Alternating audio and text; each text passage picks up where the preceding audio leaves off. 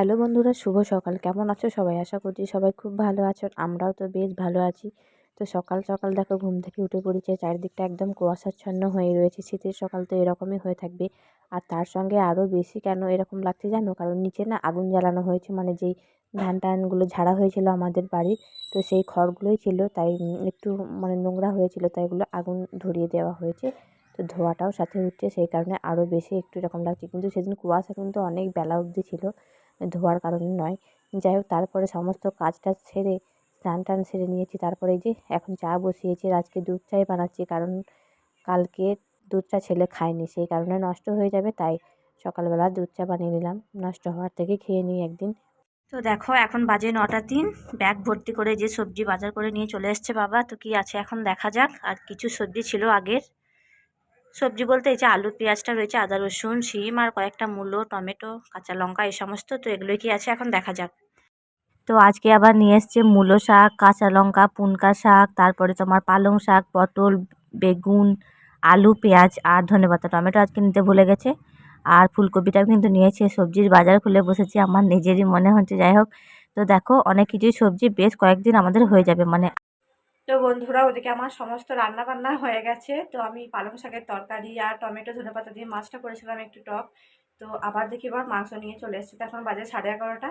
তো আমার তখন 10টা 43 বাজছিল, আমার রান্না হয়ে গিয়েছিলো। তো যাই হোক, আবার মাংসটা রান্না করতে হবে। আর তারপরে ঘর বারান্দা একটু ঝাঁটপাট দেবো, তাহলেই মানে এবেলার মতো কাজ শেষ। তো চলো এখন আবার ওই মাংসটা রান্না করা যাক। না হলে তো বেশ আনন্দে ছিলাম যে আমার রান্না হয়ে গেছে তাড়াতাড়ি আজকে। তো বললাম না, ওই সকালটা যদি ছেলে একটু ঘুমায় তাহলে তাড়াতাড়ি কাজটা এগোয়। তো যাই হোক, ও তো উঠে পড়ে। আর এই দুদিন ওঠেনি, কালকে আর আজকে, সেই কারণে একটু কাজটা তাড়াতাড়ি বাগানো হচ্ছে, মানে সারা হচ্ছে। তো চলো বন্ধুরা, এখন আবার ওই রান্নাটা করে নিই, আবার পরে এই যে চিকেন কষানো চলছে, এখন আলু দিয়ে করছি একটু কষা কষা আর কি।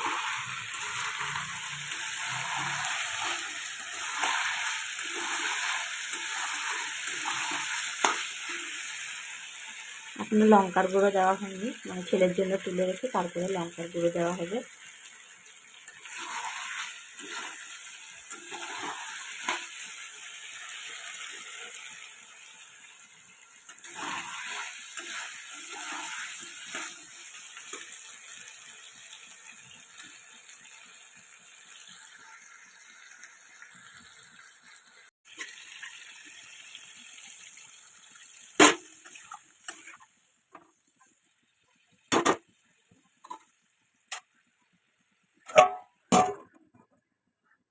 বন্ধুরা, এদিকে আমার সমস্ত রান্না বান্না কমপ্লিট। এই যে টমেটো দিয়ে মাছ, পালং শাক চচ্চড়ি, আর এই যে এই দুটো ছেলের জন্য লঙ্কা ছাড়া চিকেন কষা ধনেপাতা দিয়ে, আর এই যে ভাত।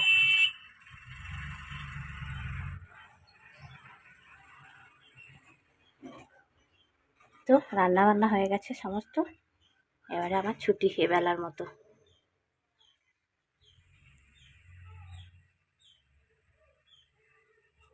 তো রান্না বান্নার পরে এই যে বিছানাটা একটু অগোছালো হয়েছিল, সেটা গুছিয়ে নিলাম।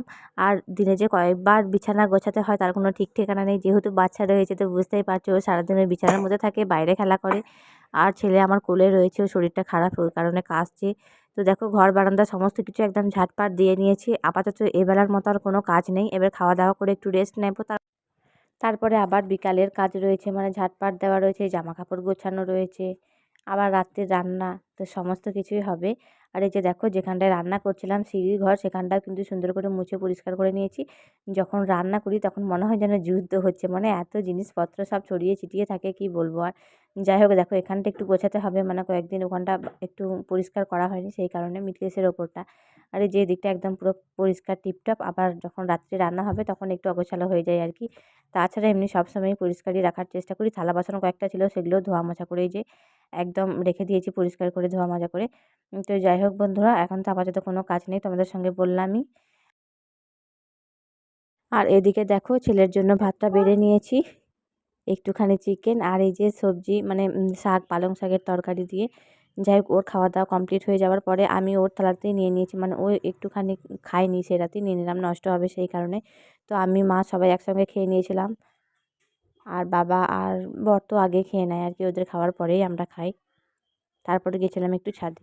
তো বন্ধুরা, দুপুরে খাওয়া দাওয়া করে এখন এই যে বসে আছি ছাদে, একটুখানি ভিডিও বানাচ্ছিলাম।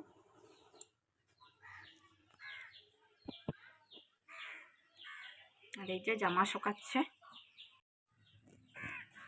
এই যে এগুলো একেবারে তুলে নিয়ে চলে যাব, জামাগুলো শুকিয়ে গিয়েছে।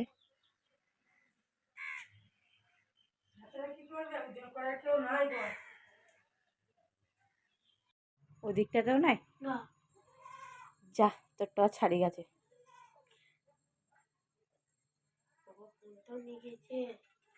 দোকান যাবি?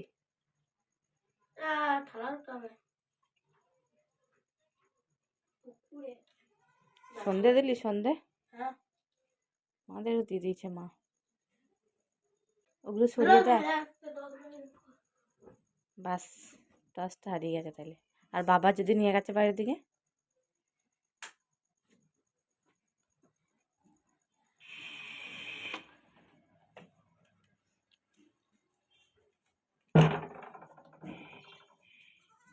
হারাই নাই, বাবাই নিয়ে গেছে দাদা। তোমার দাদুন, প্রিয় দাদুন ওদিকে গেল কোথা যায়।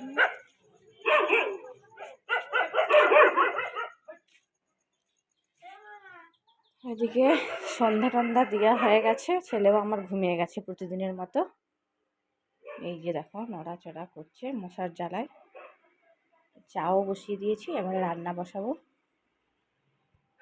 বারো তো আমার রান্না বান্না কমপ্লিট। এই যে মাংসটা একটু ভেজেছি পেঁয়াজ কাঁচা লঙ্কা দিয়ে, আর আলু সেদ্ধ দিয়েছিলাম, সেটাই এখন মাখা হবে। তো এই হচ্ছে রাত্রের খাওয়া দাওয়া, আর কিছুই করিনি, হালকা পাতলার মধ্যে দিয়েই ছেড়ে দিয়েছি।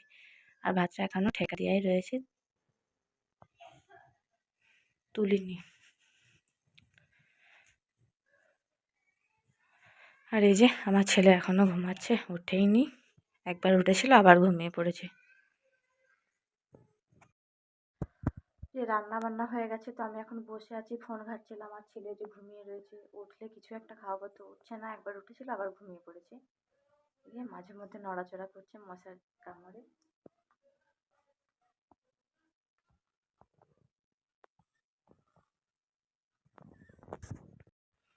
তো চলো বন্ধুরা, আজকের মতো ভিডিওটা এখানেই রাখছি। তোমাদের সঙ্গে দেখা হচ্ছে নতুন আরও একটি ভিডিওর সঙ্গে। তোমরা সুস্থ থেকো, ভালো থেকো, আর এভাবেই আমার পাশে থেকো। তো চলো, টাটা।